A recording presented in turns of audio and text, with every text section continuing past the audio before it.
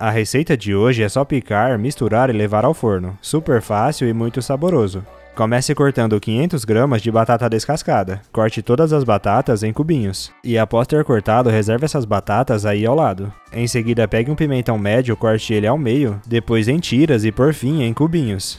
Os ingredientes e o modo de fazer dessa receita vai estar descrito aqui nos comentários passo a passo. Agora, com uma cebola descascada, corte ela ao meio e com uma das partes você vai cortar ela em tiras. E por fim, cortar essa cebola em cubinhos. E com um pimentão verde você vai fazer o mesmo processo que você fez com o pimentão vermelho, cortar ele em cubinhos. Deixe aqui nos comentários a cidade de onde você está assistindo, eu quero te mandar um grande abraço e te agradecer por ter compartilhado essa receita. E por fim, pegue 2 tomates pequenos ou um tomate grande e repita o processo igual fizemos com a cebola, corte esses tomates em cubinhos. Agora que você já cortou tudo, passe todos esses ingredientes para dentro de uma assadeira média. Eu também adicionei dentro dessa assadeira 4 dentes de alhos amassados. Após ter adicionado tudo, vamos adicionar 400 gramas de carne moída. E em seguida adicione 2 colheres de sopa de extrato de tomate. E espalhe por cima de tudo isso 90 ml de óleo ou azeite. E para temperar, comece adicionando 1 colher de sopa de sal. Em seguida adicione meia colher de chá de tempero baiano. Adicione também uma pitada generosa de pimenta do reino.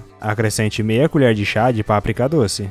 E por fim, tempere com 1 colher de chá de orégano. E para finalizar, adicione 100 ml de água em cima do nosso extrato de tomate. Agora com as mãos você vai misturar tudo isso muito bem para que esses temperos agreguem nos nossos ingredientes. Se você chegou até aqui é sinal que está gostando da nossa receita, então já clica no botão compartilhar e compartilha esse vídeo com todos os seus amigos. Para você não vai custar nada e para nós vai fazer toda a diferença. Após ter misturado, você vai espalhar tudo isso para que fique o mais plano possível dentro da nossa assadeira. E com um pedaço de folha de alumínio você vai cobrir toda essa assadeira. Agora leve ao forno pré-aquecido a 200 graus e deixe assar por 45 minutos. Após ter dado tempo, você vai retirar a folha de alumínio e adicionar por cima de tudo isso 150 gramas de queijo mussarela ralado. Você já tem o nosso aplicativo Aquela Receita aí no seu celular? Ele já está disponível para ser baixado. Eu vou deixar o link do aplicativo aqui nos comentários, corre lá e já coloca para baixar.